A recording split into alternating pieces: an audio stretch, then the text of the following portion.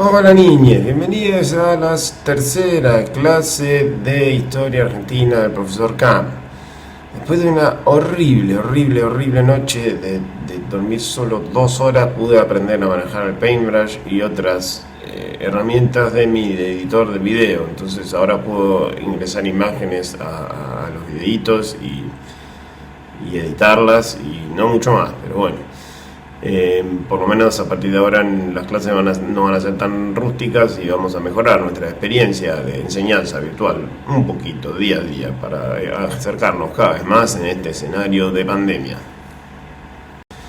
En la clase anterior habíamos dejado una Argentina súper dividida entre dos grandes bandos, que eran el bando federal por un lado y el unitario. Y así pasaron de 1820 a 1860 40 años de enfrentamientos en los cuales esos bandos fueron evolucionando, pero más o menos la dinámica que se siguió dando fue un poder central con núcleo en la ciudad de Buenos Aires y el resto del país odiándolos. Lo que pasa es que ese resto del país estaba bastante dividido entre qué hacer, qué no hacer, y tenía diversos intereses, y Buenos Aires explotaba esas divisiones para mantener sus ambiciones de hegemonía intactas.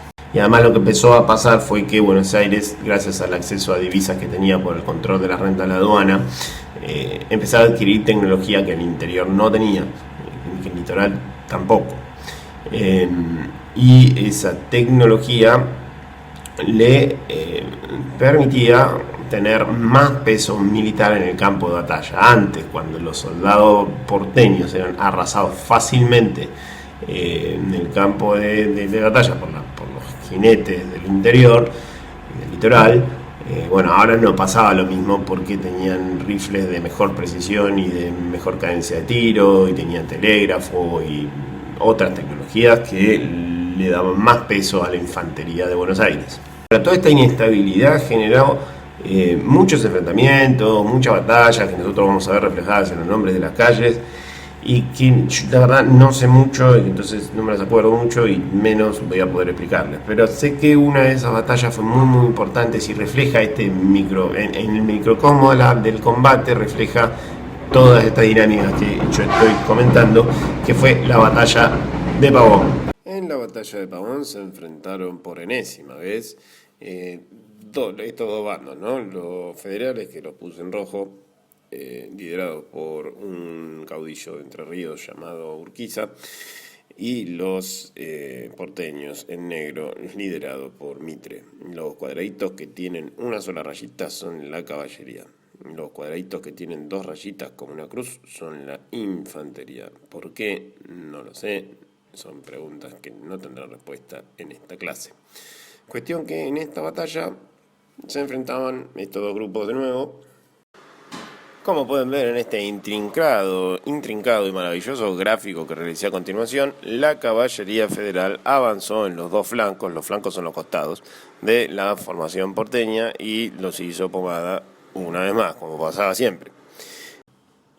La caballería federal entonces procedió a perseguir a la caballería porteña, y después de haberlos desplazado del campo de batalla, supongo que se fueron a tomar vino y a hacer un asado. ¿Por qué no volvieron y atacaron a las fuerzas de Mitre por atrás? Es algo que no tiene una respuesta certera. Supongo que porque eran gauchos y lo que más les gustaba, además de matar porteños, era comer asado y tomar vino, pero no encontré en las fuentes algo que me asegurara por qué no volvieron. Pero el tema es que no volvieron. Entonces Mitre se encontró solo contra la infantería federal y la caballería de Urquiza, y avanzó, como se ve en este gráfico.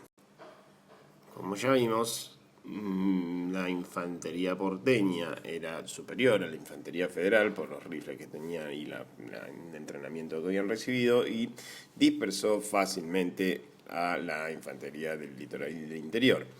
Quedaba Urquiza nomás, quedaban un montón de soldaditos parados en el medio de un llano, y Urquiza con unos caballos muy dispuestos a atacar y hacerlos pomada como pasaba siempre. Pero, en Pavón lo que pasó, como podemos ver en el siguiente gráfico, fue que Urquiza agarró su caballería y se retiró sin combatir. ¿Por qué hizo esto Urquiza? No me pregunten, no tengo la más pálida idea y no hay fuentes que aseveren muy bien por qué hizo esto. Lo más probable es que haya estado en connivencia con Mitre y que le hayan dado algún dinerín y Urquiza se haya ido. No lo sabemos bien, pero el tema es que Mitre se quedó solo en la batalla de Pavón, con Urquiza retirándose sin pelear, y inesperadamente reclamó la victoria. Tras la traición de Urquiza y esa victoria rarísima de Pavón, Mitre tuvo vía libre para avanzar en un proceso de centralización estatal, financiado por los porteños y que respondía exclusivamente a sus intereses de manera irrestricta a través de la represión. Es decir, Mitre logró establecer la hegemonía que era el sueño húmedo de Rivadavia ya en 1800. De 1810 en adelante. Para esto se basó en la ocupación de las provincias por el ejército porteño. Fue básica la táctica de Mitre. Y con esos ejércitos desplegados en las provincias pudo nombrar gobernadores que le respondieran a Buenos Aires y recaudar fondos a través de impuestos, controlar la emisión monetaria, establecer algunos establecimientos educativos y sobre todo, mucho, muy importante, reprimir a las movilizaciones populares y a los liderazgos de los caudillos federales que se levantaban en contra de su predominio. Una vez ocupada la provincia por este ejército,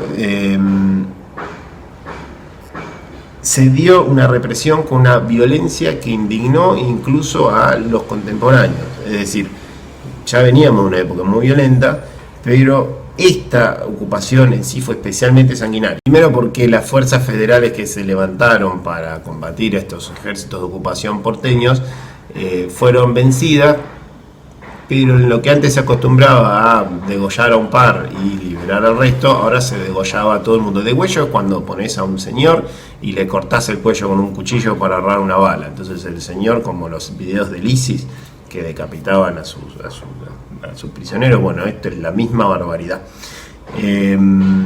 Entonces, y además entraban en las ciudades y básicamente secuestraban y asesinaban a los miembros más prominentes del Partido Federal. Por supuesto que generó una indignación y unos levantamientos populares liderados por caudillos muy importantes en varias provincias. Lo que pasa es que, como ya vimos, la tecnología que manejaban los porteños y su capacidad de tener divisas como para establecer alianzas con los sectores más conservadores de cada provincia hicieron que esta vez no fuese tan fácil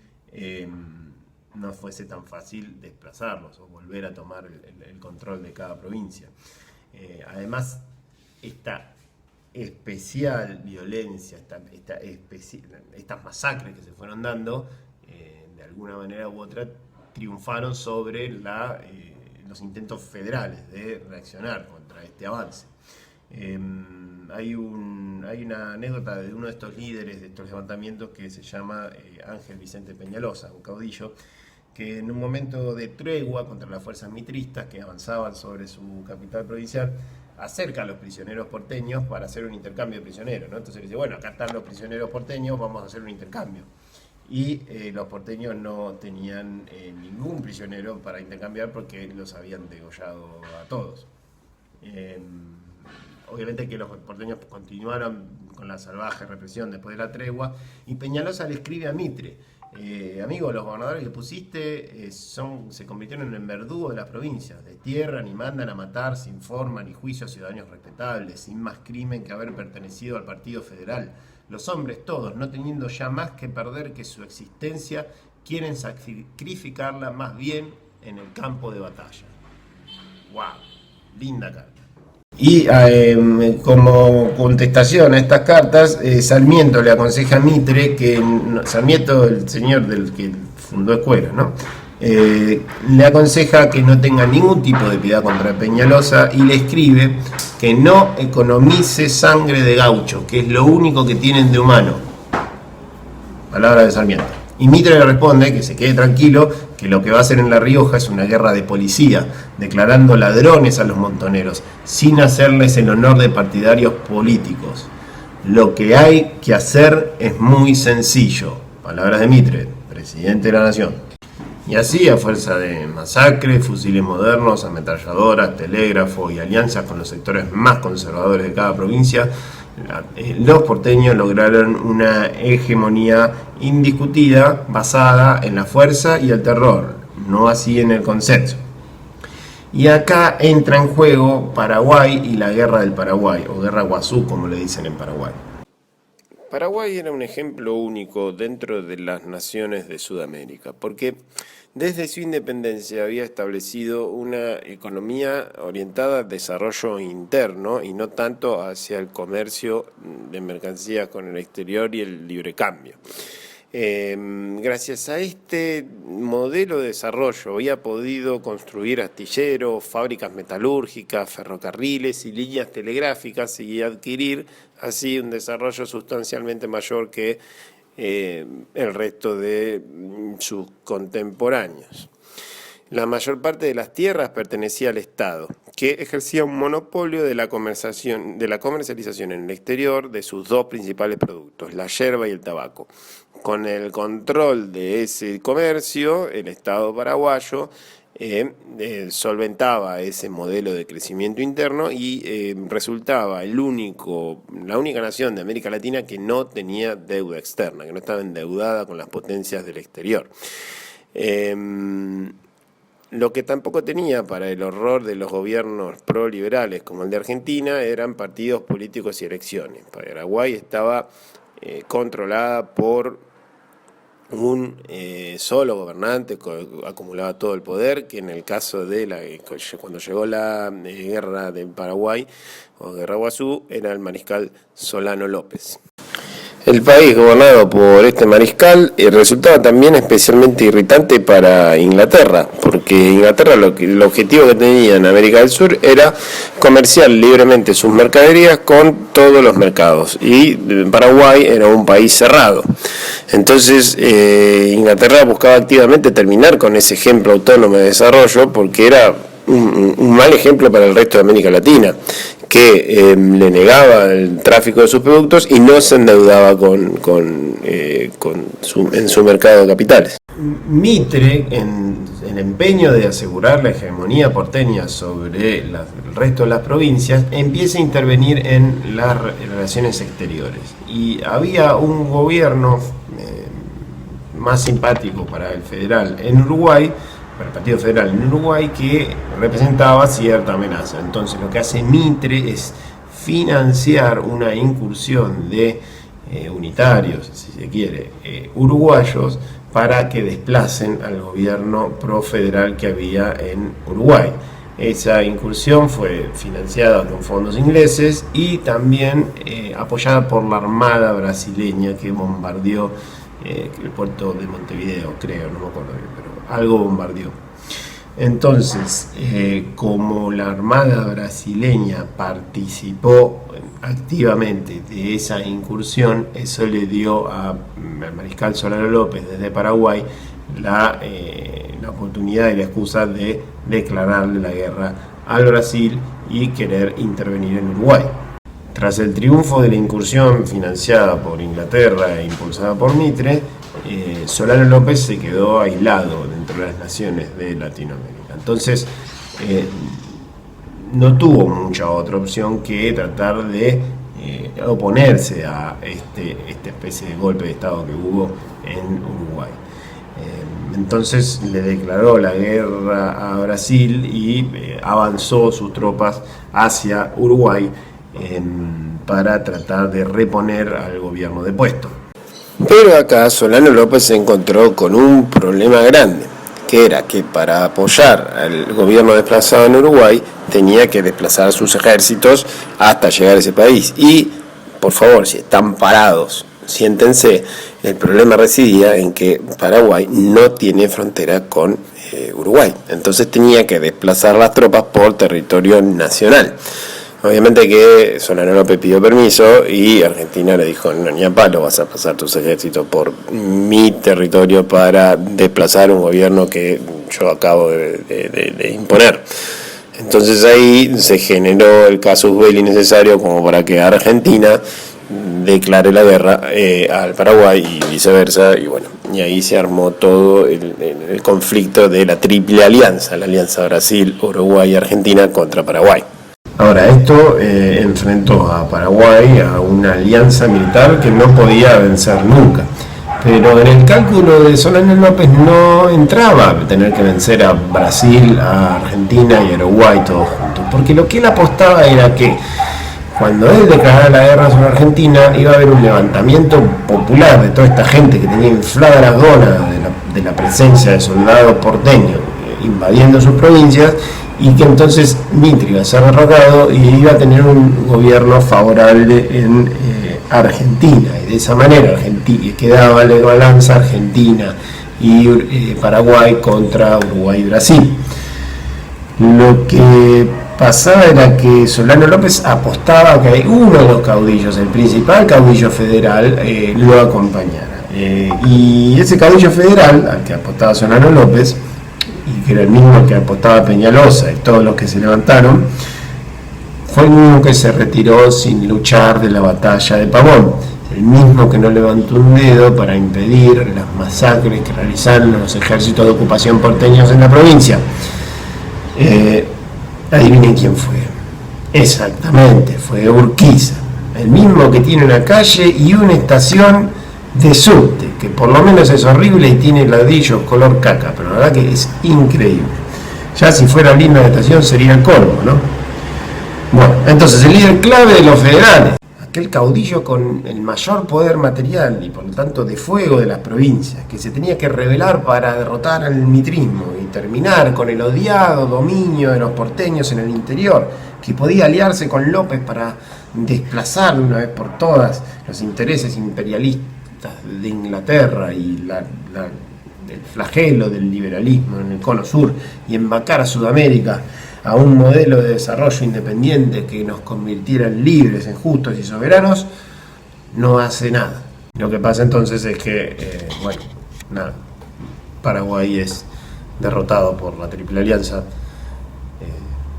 Paraguay es ocupado y Mariscal López es fusilado en la última batalla. Y bueno, nada, el sueño de una Sudamérica independiente, justa y soberana cae para siempre en la batalla de Cerro Corá. Ay, Urquiza, no esperaba nada de ti y aún así logras decepcionarme.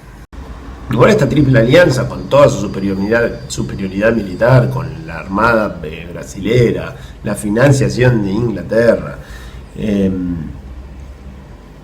etcétera, etcétera, no la tuvo fácil contra los paraguayos. Porque los paraguayos, aunque no tuviesen partidos políticos y elecciones libres, se pusieron todos a defender a su patria. Y cuando digo todos, fueron todos, mujeres y niños y ancianos incluidos. Entonces, para derrotarlos fue necesario aniquilar a las mujeres, a los niños y a los ancianos que se levantaron en armas contra los ejércitos invasores. En la guerra del Paraguay se terminó exterminando el 60% de la población paraguaya, 60% de la población paraguaya, incluyendo al 90% de la población masculina adulta. Incluso con toda esta masacre, los paraguayos le causaron enormes bajas al ejército invasor. En la batalla de Curupaytí, por ejemplo, el ejército argentino avanzó sobre un fuerte paraguayo de Curupaytí, ¿no? De ahí el nombre. Y el plan de batalla era que la armada brasilera bombardeara el fuerte, terminara con su artillería, con los cañones paraguayos, así la infantería argentina y brasilera pudiera avanzar. Sin embargo, el bombardeo de la armada brasilera fracasó y cuando avanzaron las tropas argentinas y brasileras fueron barridas del campo de batalla por los cañones paraguayos y los fusiles. Los argentinos sufrieron 3.000 bajas, los brasileños 1.500 bajas y los paraguayos 92. Lo que estamos viendo ahora es una de las imágenes pintadas por Cándido López, un maravilloso pintor que les recomiendo que investiguen, que fue testigo de la carga de la infantería argentina contra el fuerte Curupaytí y de la inédita masacre que que se produjo en ese campo de batalla. Sin embargo, en el desastre de Curupaytí se puede rastrear la génesis de algo distinto. Esta es una teoría de Tulio Alperindongui que rastrea con lucidez el origen de esta fuerza nueva en la guerra del Paraguay. Es difícil de explicar, vamos a tratar de entender este fenómeno. Ustedes imagínense que en Curupaytí el terreno era pantanoso y los paraguayos lo habían cubierto de todos unos árboles que se llamaban abatíes o abatís o no sé cómo, que eran muy espinosos. Entonces los soldados metían el pie en el pantano y no veían lo que estaba en el fondo y se clavaban el pie en las espinas de los abatuncios, no me acuerdo cómo se llamaban. Y todo eso en el medio de los rifles de los paraguayos y los cañones de la artillería del fuerte. Y sin embargo, los soldados argentinos avanzaron, se morían y seguían avanzando, y se morían y seguían avanzando. Y si bien la mayoría de los que estaban ahí eran porteños, también había miembros de otras provincias. Y si bien obviamente la mayoría de los que se morían ahí eran soldados pobres, también se morían oficiales de las clases altas. Entonces, el sanjuanino que había sido secuestrado por el Ejército Nacional y puesto en esa posición tan compleja, veía que a su lado un fusil paraguayo le reventaba la panza a un soldado porteño. Y el soldado porteño, que había sido por ahí voluntario, pobre de los arrabales de la ciudad de Buenos Aires, levantaba la cabeza y veía cómo le reventaban el pecho a un oficial de las clases altas de San Juan. Tulio Alperindongui describe este efecto unificador de la guerra en Una nación para el desierto argentino. Y es una idea muy lúcida y muy poderosa, a pesar de que sea Tulio Alperindongui, porque es real. El esfuerzo logístico militar y el sacrificio de sangre que implicó la guerra del Paraguay produjo una amalgama en las filas del ejército argentino que por primera vez generó la fuerza necesaria para poder sobreponer las distintas diferencias que dividían a las provincias y a los habitantes de las provincias más que nada. Porque para convencer a miles de soldados y a cientos de oficiales de avanzar en un pantano lleno de espinas a una muerte casi segura, hace falta una idea que los inspire y los unifique, los haga ir más allá de sí mismos, de sus identidades provinciales, de sus adscripciones al liderazgo de los carismáticos de los caudillos, más allá de tal o cual interés de las provincias. En la guerra de Guazú, en la guerra del Paraguay, murieron argentinos bajo la bandera argentina, sin distinción de origen provincial, y con su muerte y con la masacre, el holocausto del pueblo paraguayo, se consolidó finalmente en miles de combatientes la idea de la patria argentina. Y les voy a leer una parte de la carta que el hijo de Sarmiento le escribe a su madre previo a la batalla que iba a terminar con su vida. Miembro de las más altas élites provinciales, luego educado en Buenos Aires, le escribe a su madre: y si el presentimiento de que no caeré en combate es solo una ilusión que me permite tener coraje y cumplir con mi deber, te pido, madre, que no sientas mi pérdida hasta el punto de dejarte vencer por el dolor. Morir por la patria es darle a nuestro nombre un brillo que nada borrará, y no hay mujer más digna que aquella que con heroica resignación envió a la batalla al hijo de sus entrañas. Las madres argentinas transmitirán a las generaciones venideras el legado de nuestro sacrificio. La patria se hacía presente en los campos de Curupaytí. A la vez la guerra puso en contacto a un grupo de oficiales con las técnicas más modernas del exterminio de hombres. Estamos hablando de telégrafo, ferrocarril, fusiles modernos, globos aerostáticos, logística fluvial, etcétera, etcétera. Y eso nos hizo conscientes de la necesidad de modernización tecnológica y social que debían trasladar a la República Argentina. esa fuerza fue la que finalmente estableció el monopolio de la fuerza en nuestro territorio nacional. Esa fuerza fue la que generó el Estado argentino. Y con esto no estoy haciendo un argumento a favor del genocidio, simplemente estoy describiendo una mecánica que se dio en nuestro país y también se dio en muchos otros estados modernos. En general, la conformación de un estado moderno tiene mucho que ver con un genocidio.